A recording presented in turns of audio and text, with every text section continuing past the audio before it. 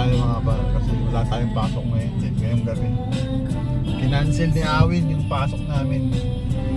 Kaya magkakatid muna tayo sa ating master for tonight.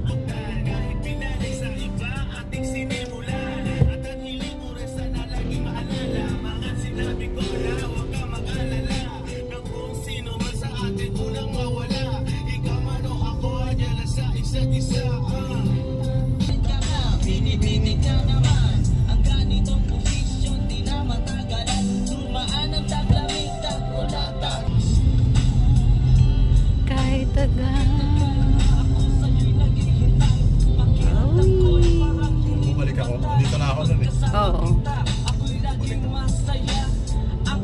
Mali pala yung binigay mong oras. Hindi pa tayo awesome din.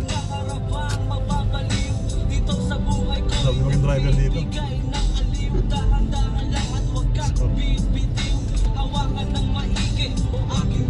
Yan, nakatim ko yan. Mababo.